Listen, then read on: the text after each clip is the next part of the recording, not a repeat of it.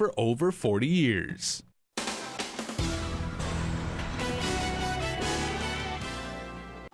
Coming up on Primetime, Nestor Lecanto takes you on a tour of the airport and how the agency is ready for travelers. Plus, one Democratic lawmaker is asking the military to halt clearing of areas near historic sites after additional burials were found. And the total of COVID-19 cases in the CNMI is now at 38. Our Tomas Mangonia has the latest on community testing up north. And good evening, everyone. We start off the newscast with the latest numbers from the Joint Information Center. Of the 491 test samples, 2 cases tested positive by the Department of Defense and 1 case tested positive by Diagnostic Laboratory Services. 2 reported household contact to a confirmed case. To date, there have been a total of 330 confirmed cases of COVID-19, with 5 deaths, 242 released from isolation, and 83 active cases. Of those cases, 281 are classified as civilians and 49 are military service members. As a reminder, community drive-through walk-in testing will continue tomorrow from 9 a.m. to 12 noon at the Asan Maina Mayor's office. It's free and open to everyone. All you need is an ID. And as Guam moves toward reopening of the tourism industry, the security and safety of arriving and departing passengers will be critical. United Airlines and the Airport Authority conducted facility tours for stakeholders today to showcase that the airport is more than ready to receive travelers. From the flight over to the minute you step off the plane, United and the Guam Airport Authority want to reassure passengers that they will do all they can to ensure a COVID-safe trip. As part of the airline's annual safety fair, they conducted stakeholder tours of each stage in the process. Sam Shinohara is United Airlines Managing Director of Airport Operations for Asia Pacific. This year, 2020, is a very different year. And this year we decided that as Guam's hometown airline, we would dedicate our efforts to promote all of our efforts that we're making and showcasing all of the safety protocols that we're pushing forward here on Guam and across the system in response to COVID-19. In fact, those who haven't been to the airport since the pandemic began will find many differences in the check-in and arrival procedures, mostly centered around health and social distancing protocols. Maintenance contractors will ensure the cleanliness of all public spaces. Equipment will be wiped down. Face shields can be found everywhere, and United has even set up a system where you don't have to touch the screen to check in. We want all travelers to know that we're working together as an industry to make the travel experience safer for everyone that passes through Guam's airport. Airport Board Chairman Brian Bamba and GVB Vice President Jerry Perez agree. We're all coming together to promote the safest and best travel experience for our island.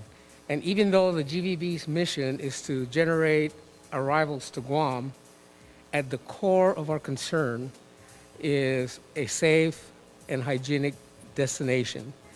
Not so much for the tourists, although obviously they'll benefit from it, but for the people of Guam.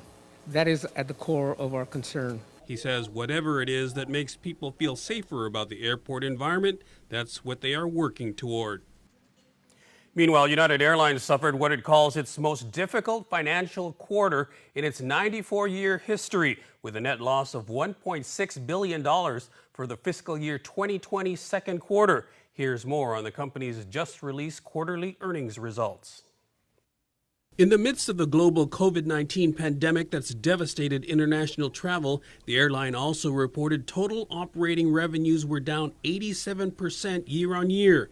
In a statement, United CEO Scott Kirby said, quote, "While this unprecedented crisis has been difficult for our team, we expect United produced fewer losses and lower cash burn in the second quarter than any of our large network competitors."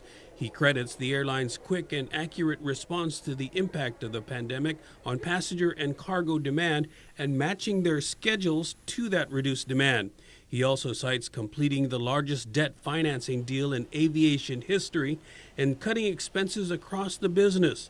Kirby adds that we believe this quick and aggressive action has positioned United to both survive the COVID crisis and capitalize on consumer demand when it sustainably returns.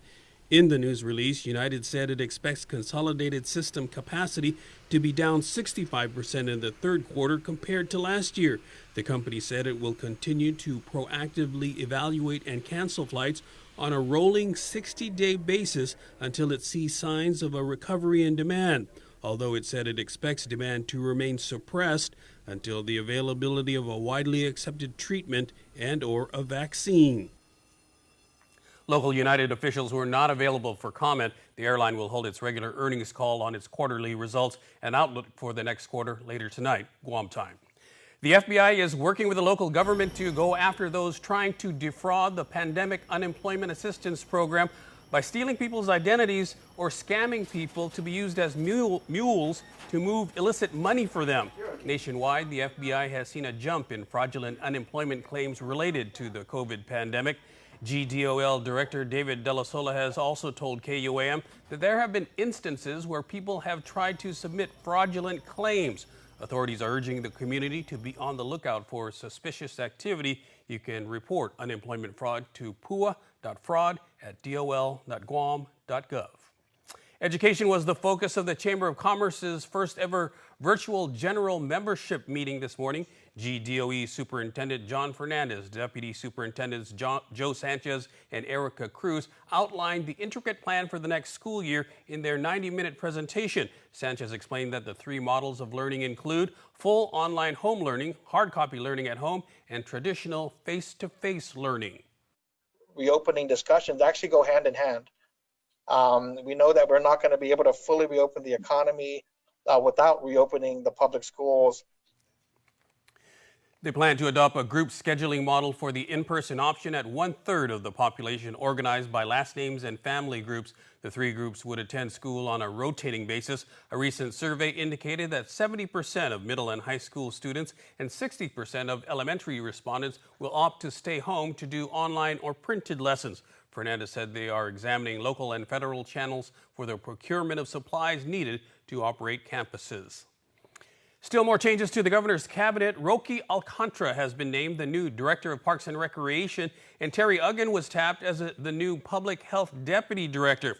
According to a news release from Adelup, Alcantara has a bachelor's in business administration and a master's in business operations and technology management. He's also a familiar face on the local sports scene as a longtime baseball and softball standout. Meanwhile, Uggan, who is a longtime public health social worker, takes over as Deputy Director of Social Services. He replaces Josie O'Malley, who resigned Friday due to an illness in the family. Both appointments took effect on Monday. Guam's tap water is safe to drink. That's the basic conclusion of the annual water quality report required by the Environmental Protection Agency. GWA General Manager Miguel Bordallo says testing shows the water we drink meets or exceeds EPA standards. Like for the distribution system samples, for example, we test 200 sites every week, and those get reported to Guam EPA and also posted on the federal EPA database. And so all of that information is available in this, summarized in this report, and it confirms that our water is safe to drink. The report says GWA's drinking water sources contain low levels of a variety of chemicals, some natural, some man-made, but occur in such low levels that they are of no health concern.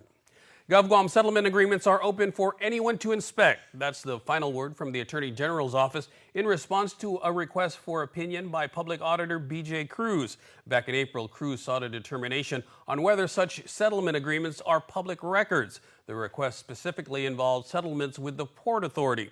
The AG's opinion found that settlements before the court and the Civil Service Commission are subject to public inspection. AG Levin Camacho says they should not be entered in secret and then kept from the public. Once the case has been finally resolved, he says the public has a right to know the details of the settlement terms. Meanwhile, in a statement, Port GM Rory Respicio said he's pleased with the opinion because he actually requested the public auditor to address the issue of settlement disclosure. Respicio says he disagreed with the opinions of two of the agency's most recent attorneys who found they were not subject to public disclosure. The National Defense Authorization Act, or fiscal year 2021, has passed the House by a vote of 295 to 125. Included in the legislation is language that would extend H-2B exemptions for civilian labor projects on island. It also appropriates over $662 million for military buildup projects and construction. In a statement, House Armed Services Chairman Adam Smith praised his colleagues for their bipartisan support, saying, quote, "The bill we passed today supports our troops, reflects our values, and provides for a strong national defense. The FY21 NDAA bolsters support to the region with the Indo-Pacific Reassurance Initiative." A company from Idaho has been awarded a $60 million military contract to perform architectural and engineering work in Guam, Hawaii, the CNMI, and Australia. The contract was awarded by Naval Facilities Engineering Command, or NAVFAC Pacific, to Power Engineers. The work will be done on Navy, Marine Corps, and Air Force bases in the region. Work is expected to be completed in about 5 years. It's official, the U.S. Army Corps of Engineers is establishing a permanent danger zone in the ocean adjacent to the Finnegadson Small Arms Range at NICTAMS. The final ruling goes into effect on August 19th. What this means is that when the training range is in active use, all vessels will be prohibited from entering the danger zone. According to the announcement on the Federal Register, the danger zone is needed to protect the public from hazards associated with the small arms training. Up to 45 public comments were received concerning the designation, although some had requested for an extension to submit public comments and an environmental impact statement be conducted. It was determined both were not needed. Historic Preservation Chair Senator Therese Terlahi is calling for the military to halt the clearing of areas near historic sites on DoD lands. This after State Historic Preservation Officer Patrick Lujan testifying during a legislative hearing that a Latte period human burial had been found near the cleared ancient village of Magua. Terlahi said she's learned that 3 additional burials were also found.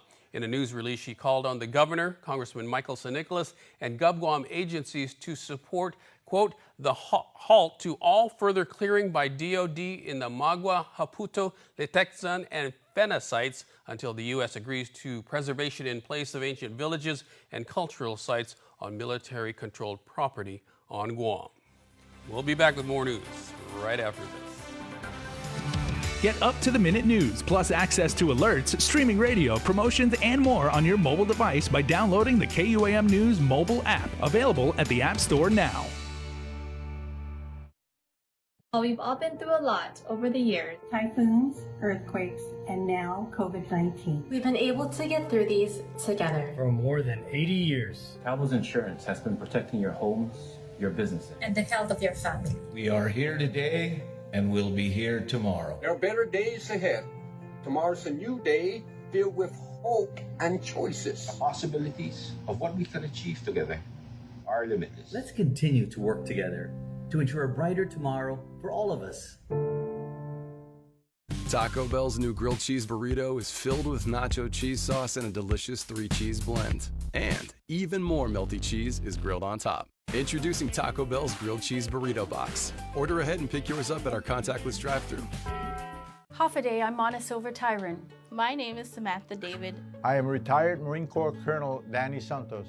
Robert Underwood is one of the most respected men in Guam as a leader of our community, respected for his knowledge and his willingness to help. He is energetic, committed to the development of young people, and absolutely trustworthy. I have known Robert Underwood for over 30 years, and he is someone I trust without reservation.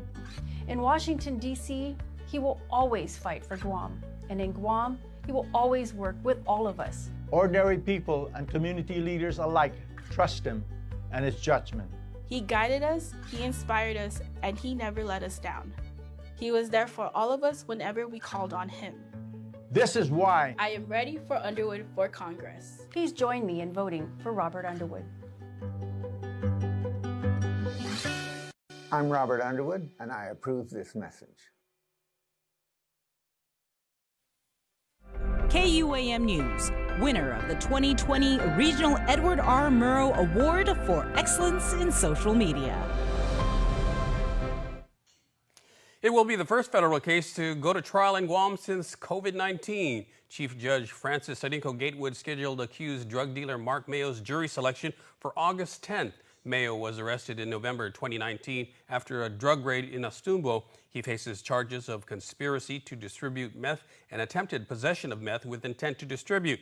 During a status hearing, Judge Gatewood advised that unlike Guam, the district court will remain in PCOR 2 and not advance to PCOR 3. She said, quote, "I do think the governor has done a good job containing it, but just in case of any surges and just to be safe, I'm not moving us into PCOR 3 just yet." The results of pre-sentence screening questionnaires of potential jurors confirm that a trial can be held. It hasn't been determined whether it will be live, in person, or virtual. However, large venues are currently being looked at. The court set a status hearing return for July 31st. And jury deliberations are underway in Brandon Acosta's case. A superseding indictment charges Acosta with multiple counts of aggravated murder, criminal sexual conduct, aggravated assault, and burglary charges for the 2018 rape and killing of 15-year-old Tamika Nauta. Closing arguments were held on Monday. Acosta faces a maximum sentence of life in prison if convicted. Missing for 6 hours, a pair of hikers has been found. According to Fire Department spokesperson Kevin Riley, 2 women were hiking with a group at around 7 o'clock this morning when they got lost in the Pagat Cave area. They were located by rescue units at around 1 o'clock this afternoon. KUAM was at the scene where GFD Battalion Chief Dean Uggan reminds the community that as COVID-19 restrictions begin to be lifted, be careful as you venture outdoors.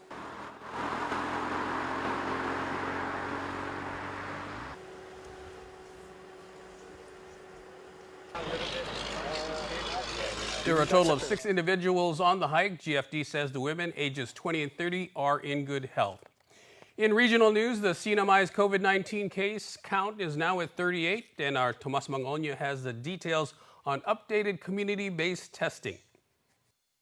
A recent traveler testing positive for COVID-19 yesterday is the CNMI's 38th case. The governor's task force says that the individual was identified on their scheduled 5th-day testing. The individual is isolated at the Kanoa Resort facility.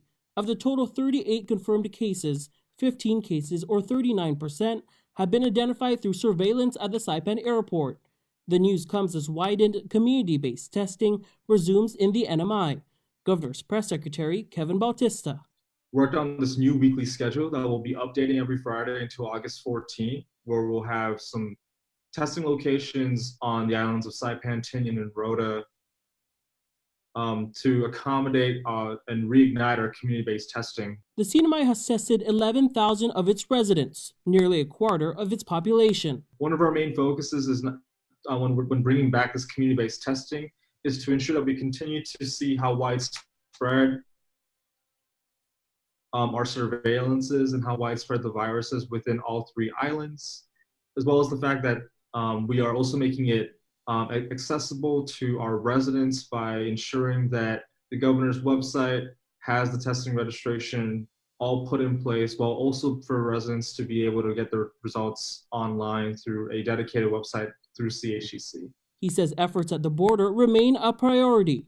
Meanwhile, talks continue on how to gradually reopen the economy. The focus is on making sure that we can hopefully establish a travel bubble with Korea. We are communicating government to government on this plan, and so far what we need to do on our end is to ensure that we can update our quarantine procedures in an appropriate, sustainable, and safe manner. For Guam's News Network, I'm Tomas Mangoña. Absentee balloting for the 2020 COVID-19 impacted elections can start July 30th. The governor has signed Senator Kelly Marsh's bill that expands in-person voting at the Election Commission offices. In a news release, Marsh said, "We are each being impacted by this global pandemic in different ways. Leaders owe it to our people to provide them flexibility in carrying out their sacred right to vote during this stressful, extraordinary time." The law applies for both the August 29th primary and the November 3rd general election. Coming up, we continue to celebrate the graduates of 2020. Stick around. You're watching KUAM.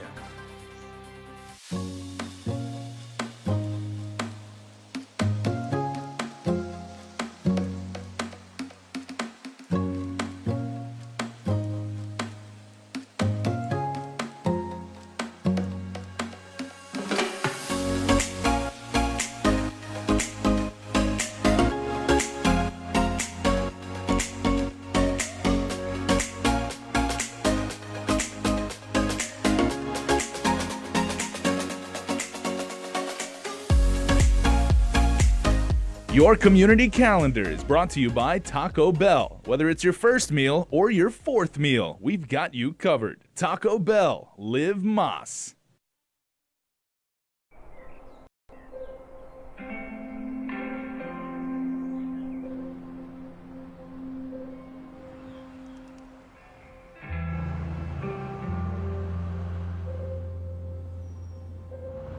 For all those going out each day, doing what they can to hold us all together, we're here to help those helping us all by keeping our lights on. In this time of change, there is one thing we can do together. Respond to the 2020 Census of Guam. Every response will help Guam get the resources we need for healthcare, education, emergency services, infrastructure, and so much more. These resources are critical to the growth of our island for the next 10 years and beyond. We cannot do it alone, but together we can make a difference. Let's start now.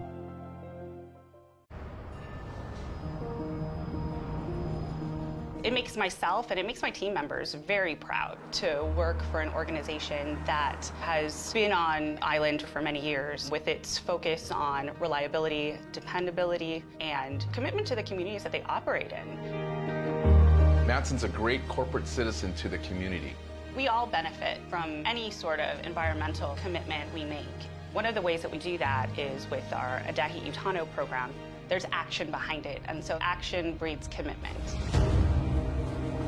With the Kaimana Hila coming to Guam, this brings a new age and modernization to the island.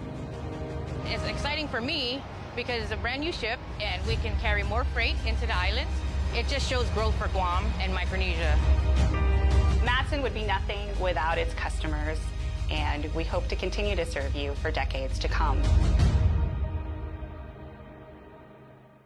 We are open to serve you at Cars Plus Guam. Need a quick service for your vehicle? Visit our express lane at Cars Plus. Done fast, done right. No appointment needed. Our service team is dedicated to helping you get your vehicle in and out of the shop and back on the road quickly and securely. Simply drop off your vehicle at our express lane driveway, and one of our service advisors will take care of it. Need a ride? Not to worry. We have a shuttle vehicle ready to drop you back home and pick you up when your vehicle is ready. Open Monday to Saturday from 8 a.m. to 5 p.m. Visit us today. We are open to serve you. Welcome back. We continue to show our support to the entire class of 2020 in a special user-generated segment with submissions from their loved ones. Head of the Class 2020, brought to you as always by Guam Community College and ABC Stores. Today we're congratulating Samuel Siomao from JFK High School. We're super duper proud of you. Love, Mom, Dad, Miley Pakea, and the rest of the Kaiga. Caitlin Lauren Chargolov, graduating from Southern High School. Katie, we are beyond proud of you and know that you are capable of achieving anything. We believe that you and the rest of the class of 2020 will be the most resilient yet. Settle for nothing less than all that you deserve. We love you.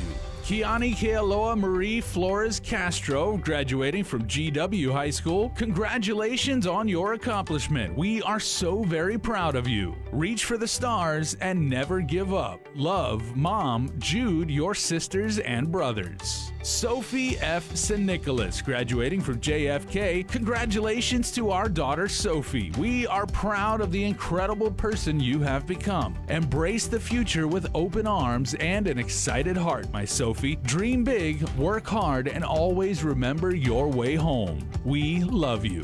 Ha'ani Marie Cruz Mesa, also graduating from JFK High School. Congratulations, Ha'ani. We are so proud of you and love you beyond words. Your journey is only beginning. Zach Cruz and Dylan Cape, graduating from Guam High School and Simon Sanchez High School. Congratulations to our favorite seniors. You have made us all so very proud. We love you and wish you all the best as you move on to bigger things and greater accomplishments. And I think all of our graduates this year are going to move on to big things, so congratulations. That is your Head of the Class 2020, brought to you by Guam Community College and ABC Stores. You can watch more submissions every Monday, Wednesday, and Friday. Coming up, your birthday shout-outs. Don't go away. My child, Ekongok, listen. The winds are singing. The ocean is roaring. And the trees are dancing. Our island is moving once again. In Afamolic, our unity has carried us through the stillness of today. And now, the spirit of half a day is yearning for our friends to come home. Nana, is it time to bring all our friends back now? Hungan, yes. It's time for the world to give us a moment together.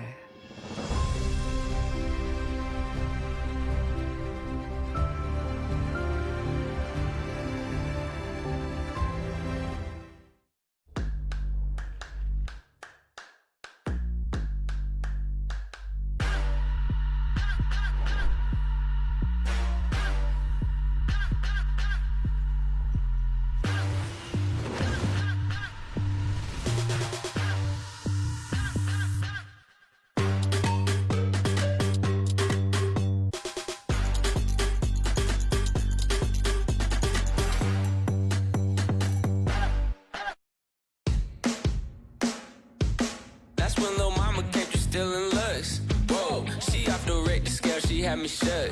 Yeah, but if you single tonight and can't find your friends, then I hope you don't mind me asking. Do you wanna dance to the music? Do you wanna rock to the beat of the drum? And we could cut it up, cut it up, cut it up, cut it up. Baby, we should cut her up. And before we go, our latest round of birthday shout-outs from the Cold Stone Creamery Birthday Club. Wednesday is Friends Day, and a bunch of friends sent in their birthday shout-outs. So, for this July 22nd, we say happy birthday to Serenity Jade Duenas Lozano. Happy birthday, Serenity Jade. Hope you're having a wonderful birthday and enjoying yourself. We love you, Bulala. With a heart emoji, say Mom, Dad, and the whole familia. Kivea Rose Santos, happy birthday number 2. You aren't just 2, your family says. You are too cute, too sweet, and just too fun. Happy birthday number 2, say Zane and Zariah. That is awesome. Franklin J. Kanata in all caps gets this shout out. Have a wonderful birthday with many more years. Love always your sis, Carmen Blas, and family. LJ Guillermo Jr. Look who's a terrible 2. Our boss man Boom. Happy birthday, LJ. We love you. That's a great shout out. Roy Anash Manala, happy birthday number 18, and good luck as you head on to fulfill your dreams. Lots of love from Mom, Dad, and your exchange family. And we've got some belated birthday wishes, 3 of them in fact. Angelina Maria Santos Pedigree, born on the 20th. Happy birthday to you from Alameda, California. Wishing many blessings. We love and miss you. Love your Pedigree familia down in Inaraha. Good job, Inaraha. Love you guys. Rizal Eliana DK Paulino.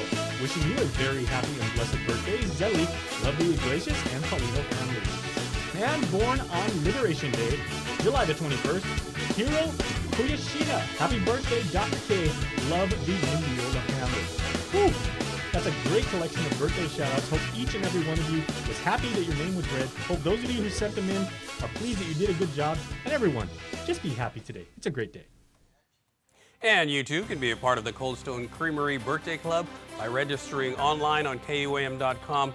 And please make sure to include with your photo your name and your birthday. That's our report for tonight. Thanks for watching. Good night, everyone.